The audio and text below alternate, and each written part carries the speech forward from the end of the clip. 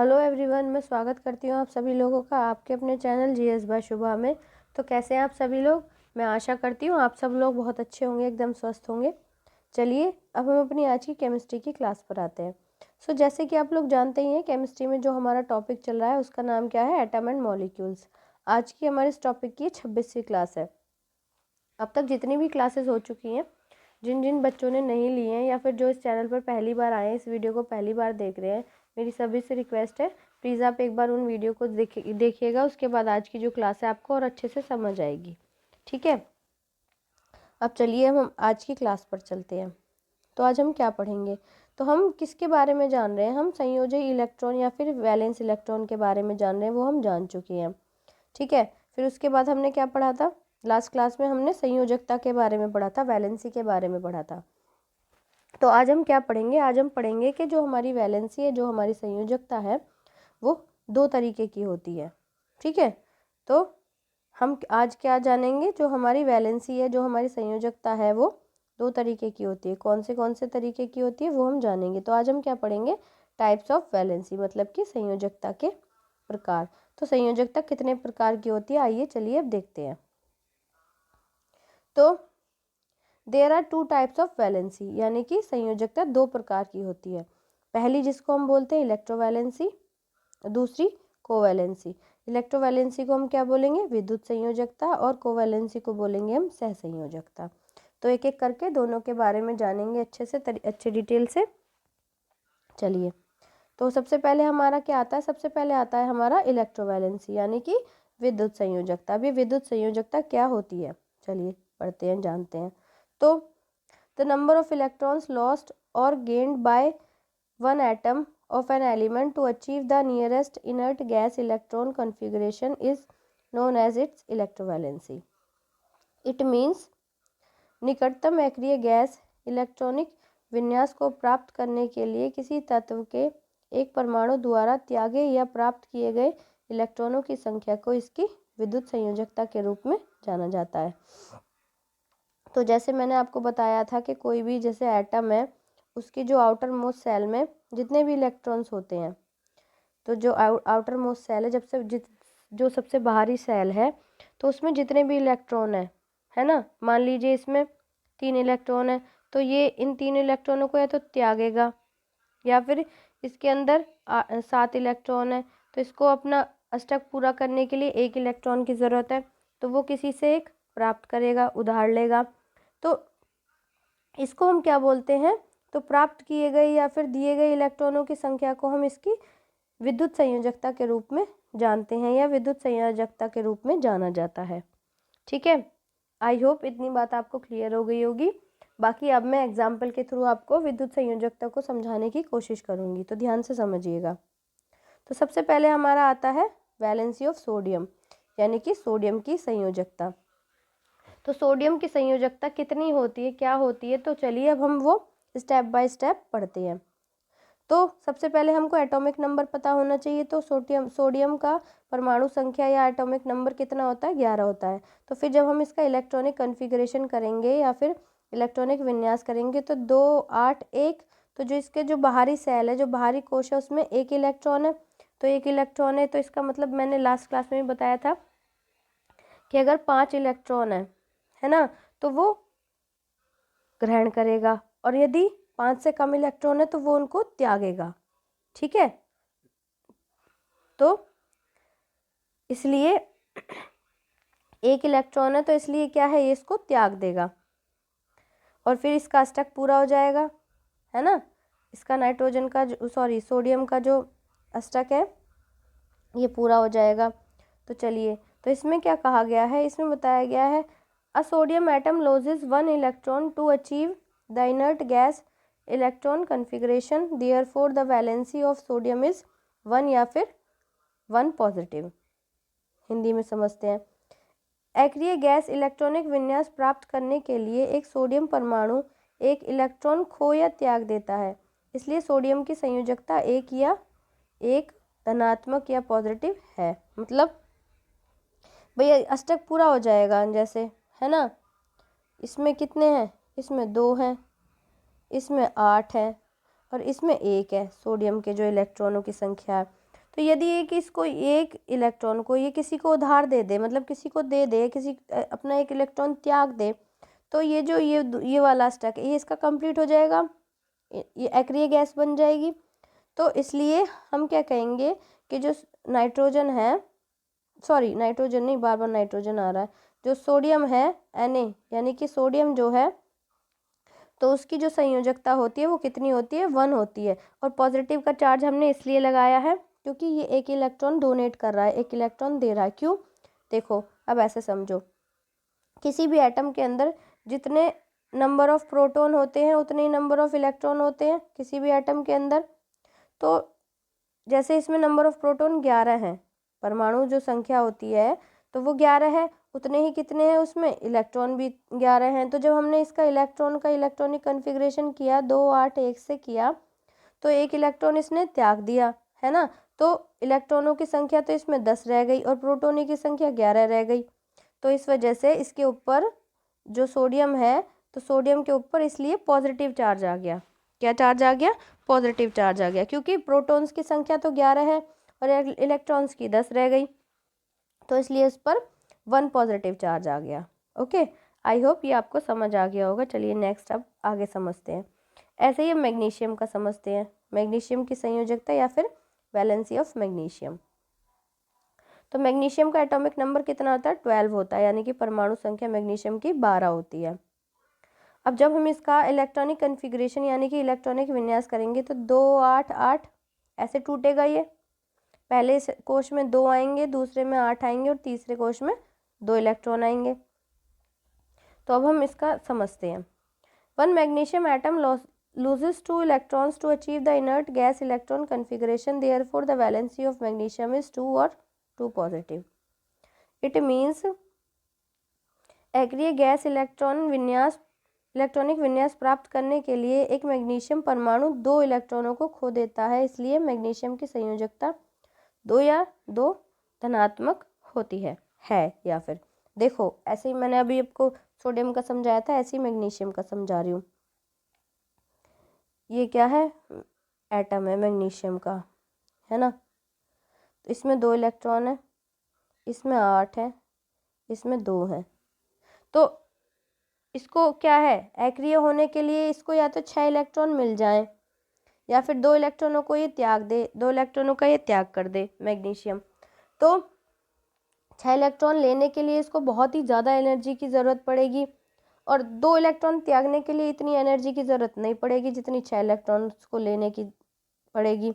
तो इसलिए ये क्या करता है, ये 2 इलेक्ट्रॉन्स को त्याग देता है, जो मैग्नीशियम है 2 इलेक्ट्रॉन्स को त्याग देता है। जब 2 इलेक्ट्रॉन्स को त्याग देगा तो इसमें 2 आ गए, इसमें 8 आ गए, तो अभी अक्रिय गैस बन गया, मतलब अक्रिय पदार्थ बन गया, है ना सॉरी, हाँ, यानी कि अक्रिय गैस बन गया ये। अब ये किसी के साथ क्रिया नहीं कर सकता, मतलब ये पूर्ण हो गया, कंप्लीट हो गया अपने आप में।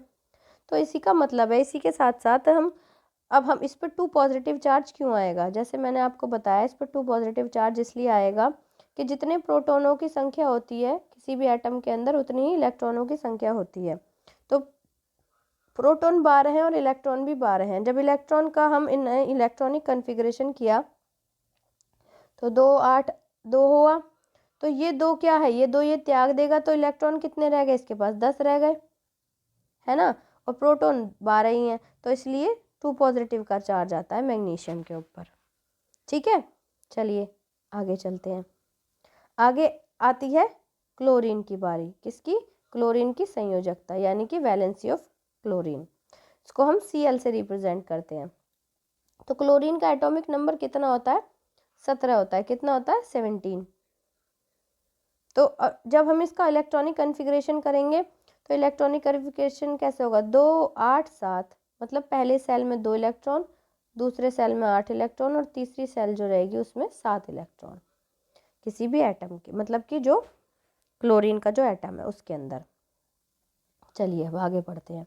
आगे इसमें क्या बताया गया है, chlorine atom gains 1 electron to achieve the inert gas electron configuration, so the electron valency of chlorine is 1 या फिर -1, मतलब कि 1 नेगेटिव। इट मीन्स, इसका मतलब क्या है कि अक्रिय गैस इलेक्ट्रॉन विन्यास प्राप्त करने के लिए क्लोरीन परमाणु एक इलेक्ट्रॉन प्राप्त या ग्रहण करता है, अतः क्लोरीन की विद्युत संयोजकता 1 या फिर -1, मतलब कि 1 नेगेटिव है। वो कैसे है? वो ऐसे है, ऐसे देखो जैसे ये क्या है, ये कोई एटम है ना। तो ये कितना, इसमें 2 इलेक्ट्रॉन भर दिए हमने, इसमें 8 भर दिए, इसमें रह गए 7। बाहर वाली इसकी कोश है, इसमें 7 रह गए। अब या तो ये इन 7 को किसी को दे दे जब इसका अष्टक पूरा हो जाएगा, जब इसका है ना अष्टक कंप्लीट हो जाएगा, मतलब फिर ये क्या है, एक एक्रिय गैस बन जाएगा क्लोरीन जो है। या तो 7 दे दे या फिर किसी से एक उधार ले ले। जब एक उधार लेगा तो यहाँ भी 8 इलेक्ट्रॉन पूरे हो जाएंगे इस पर, है ना। तो फिर जब एक किसी से उधार लेता है तो इसलिए नेगेटिव का साइन आता है। नेगेटिव का साइन आता है जैसे प्रोटॉनों की संख्या बराबर इलेक्ट्रॉनों की संख्या। तो प्रोटॉन कितने, 17, इलेक्ट्रॉन कितने, 17। तो जब हमने इसका इलेक्ट्रॉनिक कन्फिग्रेशन किया तो इलेक्ट्रॉनिक कन्फिग्रेशन आया 2, 8, 7। जब एक इसने किसी से बोरो कर लिया, मतलब उधार ले लिया, ग्रहण कर लिया, तो इलेक्ट्रॉनों की संख्या कितनी होगी, 8 हो गई, है ना। तो इलेक्ट्रॉन 8, जब हम इस इलेक्ट्रॉन क्या हो गया, एक और बढ़ गया, 8 होगी बाहर। तो जब इसमें एक जोड़ेंगे तो टोटल इलेक्ट्रॉनों की संख्या 18 होगी, लेकिन प्रोटॉन 17 रह गए। तो एक इलेक्ट्रॉन बढ़ गया ना, तो इलेक्ट्रॉन पर नेगेटिव चार्ज आता है, तो इसलिए इस पर नेगेटिव का मतलब -1 का चार्ज आ जाएगा। ठीक है, आई होप ये चीज़ आपको समझ आ गई होगी। चलिए नेक्स्ट आगे ऐसे ही हम ऑक्सीजन के बारे में बात करते हैं, मतलब वैलेंसी ऑफ ऑक्सीजन या फिर ऑक्सीजन की संयोजकता। अब जो ऑक्सीजन है उसका एटॉमिक नंबर कितना होता है, 8 होता है। कितना होता है, 8 होता है। तो जब हम इलेक्ट्रॉन कन्फिग्रेशन करेंगे, इलेक्ट्रॉनिक विन्यास करेंगे ऑक्सीजन का, तो 2 और 6 आएगा। कितना आएगा, 2 और 6 सॉरी। चलिए नेक्स्ट आगे चलते हैं। तो आगे इसमें क्या कहा गया है, 1 atom of oxygen requires 2 electrons to achieve the nearest inert gas electron arrangement, so the electrovalency of oxygen is 2 या फिर -2। चलिए अब समझते हैं। कहने का मतलब है कि ये ऑक्सीजन की एक परमाणु को निकटतम एक्रिय गैस इलेक्ट्रॉनिक व्यवस्था प्राप्त करने के लिए 2 इलेक्ट्रॉनों की आवश्यकता होती है। इसलिए ऑक्सीजन की विद्युत संयोजकता 2 होगी या फिर 2 नेगेटिव, मतलब 2 -2 होगी, ये 2 ऋणात्मक होगी। जैसे मैंने किसका समझाया था, क्लोरीन का समझाया था, वैसे ही ऑक्सीजन का भी है। 2 नेगेटिव क्यों होगी, जितने प्रोटॉन होते हैं उतने इलेक्ट्रॉन होते हैं, है ना। तो कितने हैं ये, 8, ये भी 8। तो जब हमने इसका इलेक्ट्रॉनिक कन्फिग्रेशन किया 6 आया।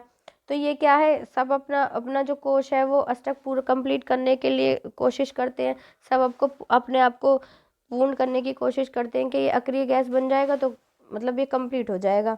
तो इसने क्या किया, 2 इलेक्ट्रॉन उधार ले लिए। उधार इसलिए ले लिए, 6 त्यागना बहुत कठिन है इसके लिए, बहुत एनर्जी वेस्ट होगी, तो इसलिए 2 इलेक्ट्रॉन इसने बोरो कर लिए। तो जब इसने 2 इलेक्ट्रॉन बोरो किए तो इलेक्ट्रॉन्स ज़्यादा हो गए, इलेक्ट्रॉनों की संख्या ज़्यादा हो गई, 10 हो गई, लेकिन प्रोटॉन कितने हैं, 8 ही हैं। तो इसलिए 2 एक्स्ट्रा है, तो इसलिए 2 नेगेटिव आता है ऑक्सीजन पर साइन। तो हमेशा आपको ये टेंशन नहीं करेगी ये बात कि यहाँ पे सोडियम पे Na क्यों आता है, Mg पे 2 पॉजिटिव क्यों आता है। जब भी आप पढ़ेंगे आपको लिखा मिलेगा। या फिर Cl पर नेगेटिव क्या क्यों आता है, O2 पे 2 नेगेटिव क्यों आता है। 2 नेगेटिव ऐसे भी आ जाता है और 2 नेगेटिव ऐसे भी लिखा आ जाता है। ठीक है, तो आपको ये बात अब टेंशन नहीं करेगी कि हाँ ये कैसे होता है, क्या होता है। तो आई होप ये बात आपको अच्छे से क्लियर हो गई होगी। तो ये क्या थी हमारी इलेक्ट्रोवैलेंसी या फिर विद्युत संयोजकता। अब हम क्या पढ़ेंगे, कोवैलेंसी के बारे में, जिसको हम किस नाम से जानते हैं, सहसंयोजकता के नाम से जानते हैं। ठीक है, कोवैलेंसी मतलब सहसंयोजकता। अब ये क्या होती है, अब ये जानते हैं। चलिए, तो इसमें बताया गया है the number of electrons shared by one atom of an element to achieve the nearest inert gas electron configuration is known as its covalency. It means निकटतम एक्रिय गैस इलेक्ट्रॉन विन्यास को प्राप्त करने के लिए किसी तत्व के एक परमाणु द्वारा साझा किए एक इलेक्ट्रॉनों की संख्या को इसकी एक संयोजकता के रूप में जाना जाता है।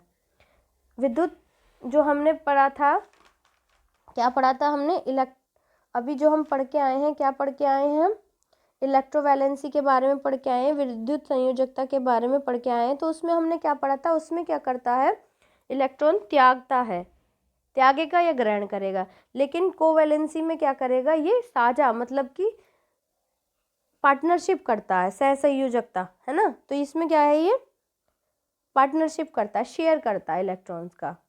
ठीक है,